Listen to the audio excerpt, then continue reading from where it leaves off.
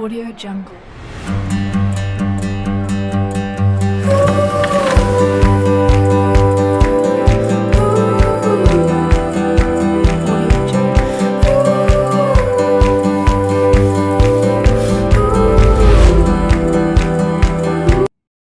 Assalamualaikum warahmatullahi wabarakatuh. Salam sejahtera buat kita semua.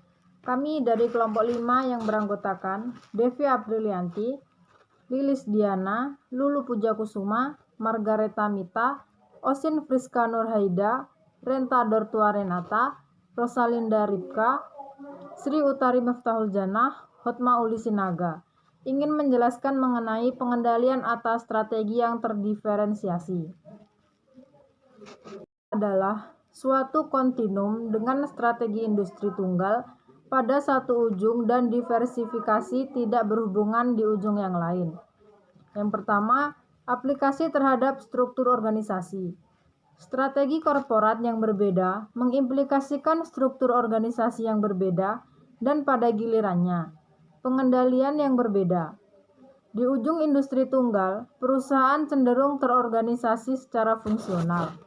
Yang kedua, implikasi terhadap pengendalian manajemen.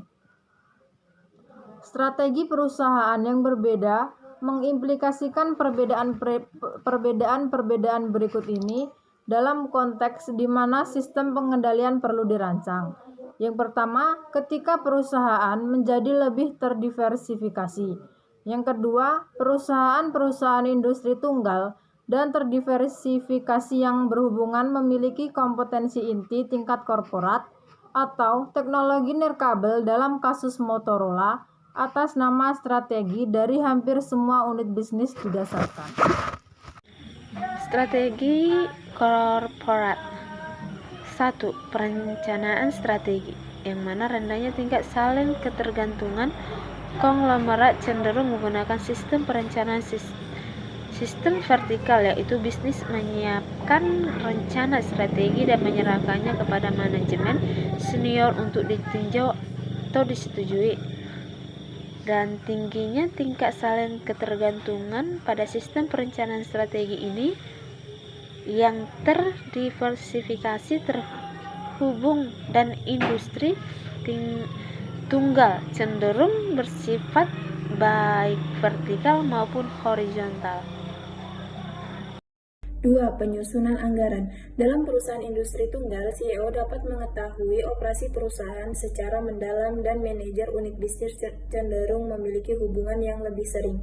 Dengan demikian, CEO dari perusahaan industri tunggal dapat mengendalikan operasi bawahannya melalui mekanisme informal dan berorientasi pada pribadi, seperti interaksi antar pribadi yang sering.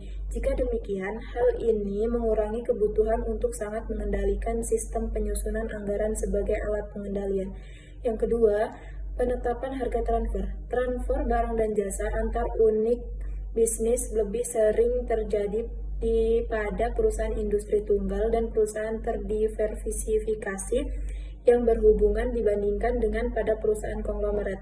Kebijakan penetapan harga transfer umumnya dalam perusahaan konglomerat adalah untuk memberikan fleksibilitas pencarian sumber bagi unit bisnis dan mempergunakan harga transaksi pasar. Dan yang keempat, kompensasi insentif. Penggunaan rumus.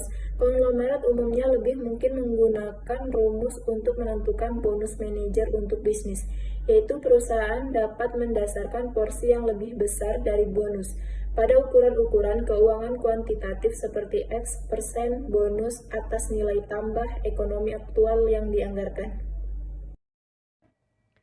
B. Strategi unit bisnis. Misi untuk bisnis yang ada sekarang dapat berupa membangun, mempertahankan, atau memanen. Misi ini terdiri atas suatu kontinum dengan murni membangun, pada satu sisi murni memanen. Pada sisi yang lain, untuk menerapkan strategi tersebut secara efektif, harus terdapat keselarasan antara misi yang dipilih dengan jenis-jenis pengendalian. Yang pertama, misi dan ketidakpastian. Yang kedua, misi dan rentan waktu. Yang ketiga, perencanaan strategis. Yang keempat, penyusunan anggaran. Yang kelima, sistem kompensasi insentif. C. Keunggulan kompetitif. Suatu bisnis dapat memilih untuk bersaing baik sebagai pemain terdiferensiasi atau sebagai pemain biaya rendah. Memilih pendekatan diferensiasi dan bukannya pendekatan biaya rendah meningkatkan ketidakpastian dalam lingkungan tugas unit bisnis karena 3 alasan. Yang pertama, inovasi produk adalah lebih penting bagi unit bisnis terdiferensiasi. Yang kedua, unit bisnis biaya rendah biasanya cenderung untuk mempunyai lini produk yang sempit guna meminimalkan biaya penyimpanan, persediaan, dan memperoleh manfaat dari skala ekonomi. Yang ketiga, unit bisnis biaya terendah biasanya menghasilkan produk sederhana yang bersifat komoditas. Dan produk-produk ini sukses semata-mata karena memiliki harga yang lebih rendah dibandingkan dengan produk saingan. Berikutnya akan dijelaskan oleh Osin Priska. Baiklah, selanjutnya akan dilanjutkan oleh saya sendiri. D. Perbedaan dalam gaya manajemen. Beberapa manajer sangat bergantung pada laporan dan dokumen formal, sementara yang lainnya lebih menyukai percakapan dan kontak yang informal. Gaya dipengaruhi oleh latar belakang dan kepribadian manajer tersebut. Latar belakang meliputi hal-hal seperti umur, pendidikan formal, dan pengalaman pada suatu fungsi tertentu seperti produksi, teknologi, pemasaran, dan keuangan. Lalu ada E. Implikasi terhadap pengendalian manajemen. Gaya manajemen mempengaruhi proses pengendalian manajemen, bagaimana CEO memilih untuk menggunakan informasi tersebut, mengadakan pertemuan-pertemuan peninjauan kinerja, dan seterusnya pada gilirannya mempengaruhi bagaimana sistem pengendalian tersebut sebenarnya beroperasi, bahkan jika struktur formal tidak berubah di bawah CEO yang baru. Baiklah, terima kasih. Selanjutnya akan dilanjutkan oleh Saudari Renta. Baiklah, saya akan menunjukkan presentasi dari OSI yang dimana perusahaan organisasi jasa, dimana karakteristik dari organisasi jasa secara umum. Yang pertama, ketidakadaan persediaan penyangga. Yang kedua, kesulitan dalam pengendalian kualitasnya. Yang ketiga, padat karya. Yang keempat, organisasi multi unit. Sejarah perkembangan dari organisasi jasa secara umum ini, banyak organisasi jasa tidak mempunyai dorongan yang sama untuk mengembangkan data biayanya. Penggunaan atas dasar biaya produk dan akuntansi manajemen lainnya adalah baru-baru saat ini, terutama sejak Perang Dunia Kedua. Sekarang ini sistem pengendalian manajemen dari organisasi dan jasa berkembang sama pesatnya dengan sistem pengendalian manajemen yang ada di perusahaan manufaktur. Selanjutnya akan dipresentasikan oleh Rosalinda. Baiklah, saya Rosalinda Ripka akan menjelaskan B. Organisasi jasa profesional.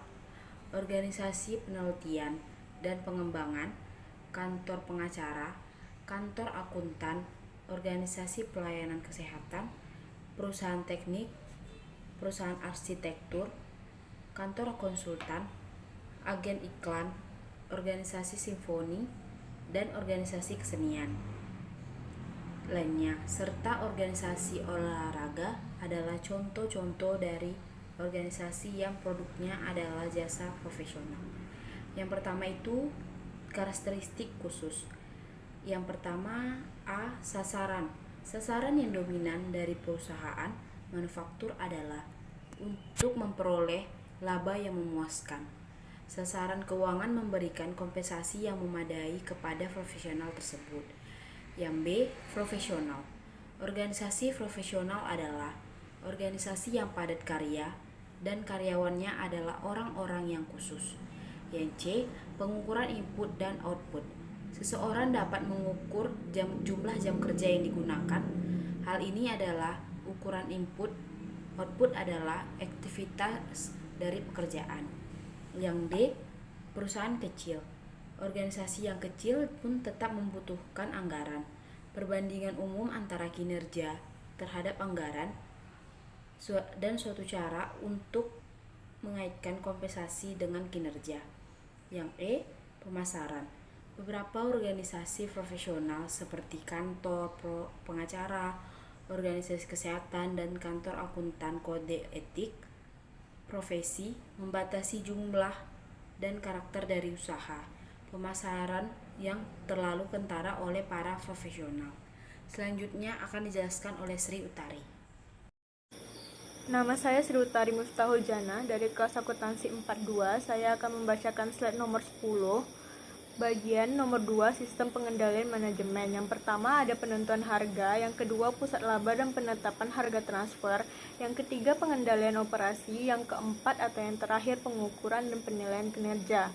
Yang C, organisasi jasa keuangan. Yang pertama ada sektor jasa keuangan, merupakan tulang punggung penting dari perekonomian Amerika Serikat dan dunia. 30 tahun yang lalu, bank komersial, bank investasi, broker retail, dan asuransi ada sebagai industri yang berbeda dan terpisah. Perusahaan-perusahaan tersebut hanya berspesialisasi dalam satu industri saja dan cenderung untuk bersaing dalam satu negara. Hal itu jauh berbeda dari kenyataan saat ini. Yang kedua, ada karakteristik khusus, yaitu jangka waktu transaksi, imbalan, dan resiko teknologi. D. Organisasi perawatan kesehatan. Karakteristik khususnya, yang pertama, masalah sosial yang sulit. Kedua, perubahan dalam bauran penyedia layanan. Yang ketiga, pembayaran pihak ketiga. Yang keempat, profesional. Dan yang kelima, pentingnya pengendalian kualitas. Proses pengendalian manajemen. Karena penggeseran dalam bauran produk dan karena peningkatan kuantitas secara biaya peralatan baru, proses perencanaan strategis di rumah sakit adalah penting. Proses penyusunan anggaran tahunan adalah konvensional. Sejumlah besar informasi tersedia dengan cepat untuk mengendalikan aktivitas operasi. Kinerja keuangan dianalisis dengan membandingkan pendapatan dan beban aktual. E. Organisasi nirlaba. Yang pertama, karakteristik khususnya: A. Ketiadaan ukuran laba. B. Modal kontribusi. C. Akuntansi dana. Dan yang D. Pengelolaan. 2. Sistem pengendalian manajemen, yaitu A. Penetapan harga produk. B. Perencanaan strategis dan penyusunan anggaran. C. Evaluasi dan operasi. Baiklah, sekian dari presentasi kelompok kami. Terima kasih.